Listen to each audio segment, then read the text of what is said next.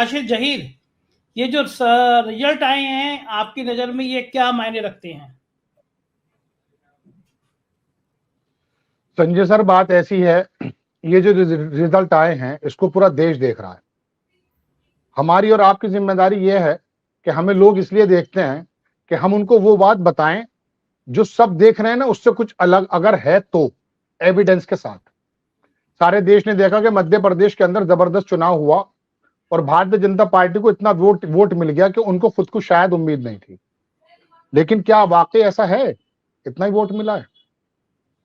हमें देखने की जरूरत यह है कि मध्य प्रदेश के अंदर आखिरकार जहां कांग्रेस को एज बताया जा रहा था और आपके साथ, मेरे साथ और बहुत सारे लोगों के साथ ये राय बनाई जा रही थी कि भाई आखिरकार वहां भारतीय जनता पार्टी किस प्रकार से हार रही है और कांग्रेस कैसे जीत रही है, तो ये रातों रात या 10 दिन में, 15 दिन में ऐसा नरेशन चेंज क्यों हो गया? इतने सारे बुद्धिजीवी, इतने सारे पत्रकार नजर डाल रहे थे और सबकी राय ये थी कि संभवतः वहां कांग्रेस आ जाएगी, ऐसी एज दे रहे थे। फिर क्यों हो गया साहब ऐसा? इसके दो अलग अलग रीजन है जो मैं आपके सामने रखना चाहता हूं। पहला रीजन तो देखिए, मैंने परसों एक प्रोग्राम बनाया था अपने किसी प्रोग्राम चैनल पर कि शिवराज चौहान को जब आला कमान ने साइड लाइन किया तो वहां लोकल के जो लोग थे वो शिवराज को लेकर के थोड़ी सहानुभूति रखने लगे और उनके जहन में यह आया कि भाई हमारा लोकल क्षत्रप, उसको आला कमान साइड लाइन कर रहा है। एक चीज तो मेरी समझ में ये आई थी, परसों तरसों मैंने उस पर खबर भी बनाई थी। दूसरी बात, शिवराज चौहान भारतीय जनता पार्टी में सबसे बड़े नेता हैं, ये भी बात मध्य प्रदेश में उन्होंने कहा कि ऐसा भैया नहीं मिलेगा।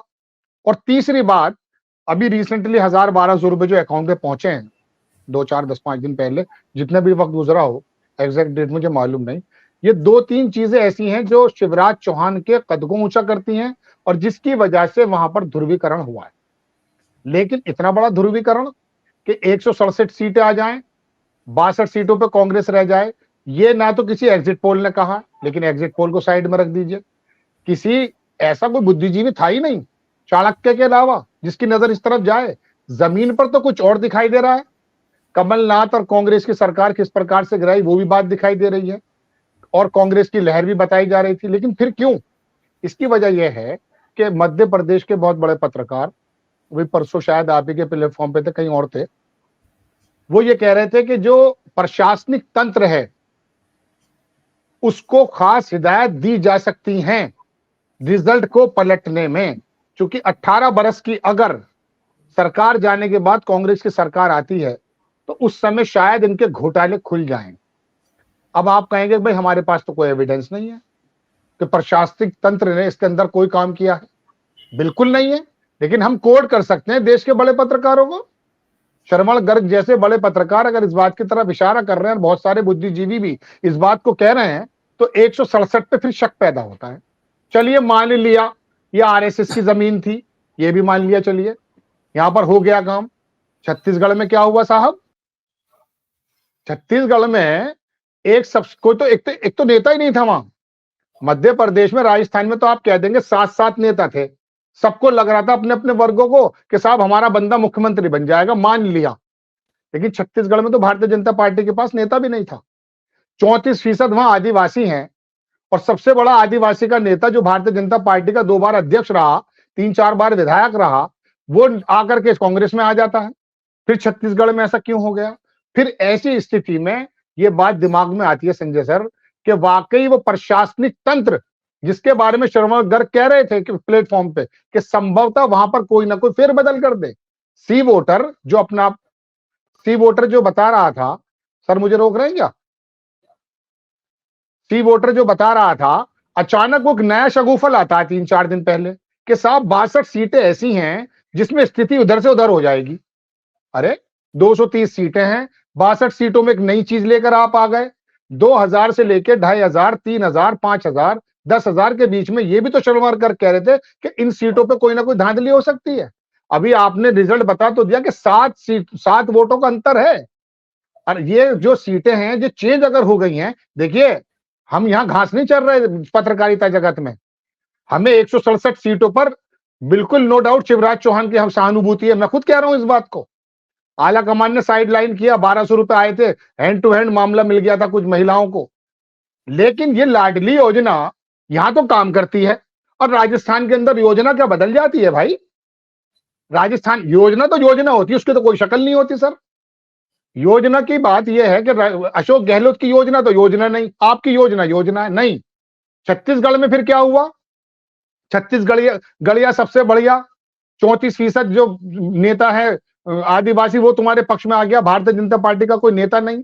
ऐसे समय में उन लोगों की बातों पर भी हमें नजर डालने की जरूरत है, दीवार के पीछे कूद के जाने की जरूरत है, खोजी पत्रकारिता करने की जरूरत है। यह संभव नहीं है कि आप सभी लोगों को एक साथ बदल देंगे। छत्तीसगढ़ में हम कुछ और देख रहे हैं, आपकी आंखें कुछ अलग थोड़ी ना है। आप अंतरिक्ष से आए हुए आदमी थोड़ी ना है। हम भी यहाँ पर 20 साल से इलेक्शंस देख रहे हैं। नो डाउट बदल जाते हैं इलेक्शंस, लेकिन इलेक्शंस ऐसे नहीं बदला करते। एग्जिट पोल को तो मैं हमेशा से दरकिनार करता हूं। अरे मेरी जो आंख देख रही है मैं उसको तो देखूंगा नहीं, और मेरी आंख से 1500 लोग और देख रहे हैं। हम सब लोग इसी नरेशन पे बैठ गए, अरे साहब भारतीय जनता पार्टी ने ये कर दिया और कांग्रेस की खामी ये है। अरे कांग्रेस की 50 खामी है, आंध्र प्रदेश में वो खामी क्यों नहीं दिखाई देती? तो कहने का मतलब सर ये है कि दो तरफ ध्यान रखने की जरूरत है। इसमें प्लस पॉइंट तो यह है कि संभवतः शिवराज चौहान को साइडलाइन करने की वजह से वहां का सहानुभूति वोट मिल गया हो, इस वजह से जीत गए। लेकिन 167, I can't believe on this data. अगर आप ब्लेम कर रहे हैं तो आप छत्तीसगढ़ में फिर क्या करेंगे? छत्तीसगढ़ में तो कुछ भी नहीं था। तो दूसरी नजर यह है कि अब इसमें अगर मैं पत्रकार हूं और नेता, विपक्ष के नेता वाकई नेता हैं, वो बात तो हकीकत है कि गिरते हैं शहसवार मैदान जंग में, वो तिफल क्या चढ़े जो घुटनों के बल चले, बात सही है। लेकिन वो मैदान तो गलत बना दिया गया है। आप उस मैदान के भी तो थोड़े बारे में चर्चा कर लीजिए। हमें टीवी ने बता दिया 167 इसमें, हम इस बारे में नहीं जाएंगे संजय सर। हमसे तवक्को ये करता है हमारा दर्शक कि हम उसको कुछ ऐसी बात बताएं जो संभवतः जमीन पे हो। और देखिए मैं अकेला तो कह नहीं रहा हूं, मेरे पीछे तो बहुत बड़ी जमात है जो इस बात को कह रही है। और दूसरी बात, चुनाव आयोग, कारपोरेट जगत और तमाम ट्रोल आर्मी इनके साथ है। उत्तर प्रदेश के रामपुर के चुनाव में इसी चुनाव आयोग पर तो उंगलियां उठी थी, विधानसभा में भी लोकसभा में भी। तो जब शिवराज चौहान, इंग्लैंड में एक रिसर्चर है भाविका कपूर, उसका कल में ट्वीट था, बल्कि मैंने परसों खबर बनाई, इस पर मैंने खबर बनाई है संजय सर, कि ये 3 फैक्टर क्या हो सकते हैं। उन्होंने कहा छत्तीसगढ़ में, तेलंगाना में, वहां भारतीय जनता पार्टी नहीं है, तो लिहाजा there is no chances for the manipulation. But Shivraj Chouhan की अगर सरकार हट गई तो वहां पर तो उनके अधिकारी हैं।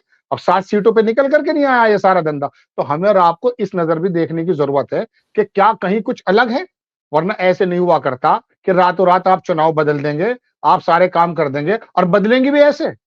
अशोक गहलोत के बारे में तो कहा जा रहा था कि चलिए आसपास जाके हार जाएंगे। योजनाओं पे नहीं जीते जाते चुनाव। अगर योजनाओं पे जीतते तो अशोक गहलोत और छत्तीसगढ़ या जीतता, नहीं जीता भाई वो। और दूसरी बात, योजनाओं का जनक तो वो तेलंगाना वाला भाई था, उसने तेलंगाना के अंदर क्या चीज नहीं रखी।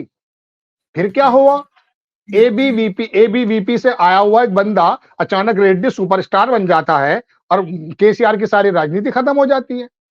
वो जो रेड्डी नाम का बंदा आया है ना सर, तो कहने का मेरा मतलब यह है कि हमें से उम्मीद यह करता है हमारा दर्शक कि हम कुछ अलग बात कहें। ये बात मैंने 3 दिन पहले एक प्रोग्राम में बनाई है, मेरा 8 मिनट का प्रोग्राम है। एक लाइन और कहूंगा, लोक नीति, इंडियन एक्सप्रेस की रिपोर्ट है 4 दिन पुरानी, मैंने इस पर भी खबर बनाई है। उसमें क्या हुआ है, 100 सीटें राजस्थान में ऐसी हैं, 33 सीट एससी की, 25 सीट एसटी की और 40 सीट मुस्लिम की। इन सीटों पर टोटल जो राजस्थान में चुनाव हुआ है, इन 100 सीटों पर 5% ज्यादा कर दिया है, एससी ने भी, एसटी ने भी और मुस्लिम ने भी। अब ये बताओ, कोई आसमान से आके फरिश्ता भी अगर मुझसे यूं कहेगा कि 40 सीटों पे जो मुसलमान फैक्टर तय करता है उसने भारतीय जनता पार्टी को वोट दिया, ये तो मैं मानूंगा नहीं। आदिवासियों पे जुल्म हो रहा पूरे हिंदुस्तान के अंदर, भारतीय जनता पार्टी के नेता उसमें इन्वॉल्व हैं, वहां का आदिवासी वोट दे रहा, इसके अंदर भी 50% की गुंजाइश है, लेकिन ज्यादातर उम्मीद है कांग्रेस पे जाएगा। और एससी आप समझ ही रहे हैं कि वो कैलाश मेघवाल जो नेता हैं, अभी कैसे उनको साइड लाइन कर दिया गया है। 13% उनका वोट है वहां पर, और उनका मध्य प्रदेश में भी इसी बिरादरी का वोट है। तो कहने का मेरा मतलब यह है, एससी को आप साइड लाइन करें, एसटी के ऊपर पेशाब आप करें, मुसलमानों को आप साइड लाइन लगा दें, और ये 100 सीटें बनती हैं। उसके बाद 5% या वोट ज्यादा होता है, और भारतीय जनता पार्टी के जितने भी स्ट्रॉन्ग होल्ड एरियाज हैं इन राजस्थान, वहां पे 5% कम होता है। ये तो लोक नीति का संजय लोधा कह रहे हैं, मैं थोड़ी ना कह रहा हूं। तो ये कौन सा काम हो रहा है, कौन सा वरदान लेकर आए हो? सारी योजनाएं फेल, हमने मान लिया योजनाएं हो सकती हैं फेल, क्योंकि हम तो अजीबोगरीब आदमी हैं। हम तो नीतीश कुमार के काम को, ममता बनर्जी के काम को, और तुम केजरीवाल के काम को, अखिलेश यादव के काम को, हमारे सामने काम कुछ नहीं है। लेकिन जो बेसिक वोट है, आप कुछ भी कहते रहिए, मुसलमान कयामत तक देगा नहीं भारतीय जनता पार्टी को वोट, देगा ही नहीं। 30-35 साल से मेरा तजुर्बा है, मेरी छोटी सी उम्र है कि बनिया वोट भारतीय जनता पार्टी पे जा रहा है। तो वो लोक नीति का डाटा देने वाला बंदा जब ये कह रहा है कि राजस्थान में 100 सीटों पर 5%, 5% बहुत बड़ा फर्क होता है संजय सर। 5% तो बदला था उत्तर प्रदेश में, जो सरकार पलट गई थी। 5% वोट इन 100 सीटों पर तो बढ़ जाता है उन लोगों का, और आपका 5% घट जाता है, आप फिर भी 114 पे खड़े हो। तो अब तो बात यह है, इन विपक्षी नेताओं की जिम्मेदारी बनती है, मेरी अकेले की नहीं है कि मैं अपना गला फाड़ता रहूंगा। सोशल मीडिया एक ऐसा प्लेटफॉर्म है जहां पर आपको अब भी बिना पैसों के आया जा सकता है। गोदी मीडिया तो आपको देगा नहीं। आपके राहुल गांधी जी जितने इर्द गिर्द जितने भी लोग हैं, इन्हें हटाइए और लोगों से जुड़िए सोशल मीडिया के माध्यम से, और उनको बताइए कि देखिए साहब, पर्दे के पीछे इस तरह का भी खेल हो रहा है। ऐसा नहीं है गोदी मीडिया ने आपके सामने स्क्रीन पर लगा दिया, अब इस पर चर्चा कर रहे हैं हम लोग। अरे साहब, कमलनाथ जो है हिंदू बन गए थे। अरे साहब, छत्तीसगढ़िया फला पूजा करने लगे थे। अरे ये तो सारे काम हैं, मैं कब मना कर रहा हूं। लेकिन बात इतनी है कि इस वाले पक्ष पर भी निगाह रखनी संजय सर इतनी ज्यादा जरूरी है, वरना भारत जोड़ो यात्रा निकालते रहना और मैं इतनी मोटी मोटी नस कर लूंगा अपने आपके स्क्रीन पर बैठकर, होगा कुछ नहीं। वो आएगा डीएम और 7 वोटों से हरा के चला जाएगा। और 50 बरस का तजुर्बा है, मेरी उम्र तो नहीं है इतनी, लेकिन मैंने आप जैसे सज्जनों से सुना है कि भले ईवीएम पे हमको उंगली नहीं उठा सकते, हमारे पास एविडेंस ही नहीं है, लेकिन 50 बरस का तजुर्बा है कि जिलाधिकारी चुनाव बदल देता है। और 11 बजे की आखिरी बात और कह रहा हूं, मैं बहुत ज्यादा बोल गया। 11 बजे के और 12 बजे के बाद सारे प्रशासनिक जो अमला है ना, या तो वो मुस्लिम हो जाता, या वो हिंदू हो जाता, या वो यादव हो जाता, या वो पंडित हो जाता। जब देखते हैं ना सरकार बन रही है, तो 2-2.5 हजार वालों को तो जिलाधिकारी ऐसे साइड में कर देता है, एक तरफ बैठ। 62 सीटें थी सी वोटर के मुताबिक। तो मध्य प्रदेश में मान लिया वहां पे अडवाणी जी की, अटल बिहारी जी की, सुषमा स्वराज की मेहनतें थी, और शिवराज चौहान ने जो जबरदस्त, मेरी बहना मुझ जैसा भाई नहीं मिलेगा, मैं भी पिघल गया था इस वाले डायलॉग पे, मैंने मान लिया ऐसा हो सकता है। लेकिन एक बात तो सुनिए, छत्तीसगढ़ में तो आपका कोई आदमी नहीं था, रमन सिंह को बर्फ में लगा दिया। सहाय साहब जो सबसे बड़े नेता थे, 2 बार के अध्यक्ष, वो इधर आ गए। 34% आदिवासी है छत्तीसगढ़ में। तो ये नहीं हो सकता। अब नहीं, हम ऐसे वो नहीं है कि घास खाने वाले घोड़े हैं कि हमने तुमने टीवी पे दिखा दिया और हमने बातें शुरू कर दी। देखिए, मेरी भी कोशिश ये है, और जितने पत्रकार हैं, जितने विपक्ष के नेता हैं, अभी सुप्रिया श्रीनेत मेरे साथ एक प्रोग्राम में थी संजय सर, मैंने उनसे यही कहा, मैंने कहा आप जो है, आप, उनकी आवाज भी थोड़ी कम थी, कॉन्फिडेंस भी थोड़ा कम था इसमें, और वो कह रहे हैं कि इसमें देखना पड़ेगा ये जो हिंदुत्व का मुद्दा चल रहा है। अरे आपको जरूरत नहीं है इस चीज को देखने की, ये एक उबाल है, ये एक उबाल है, खत्म हो जाएगा।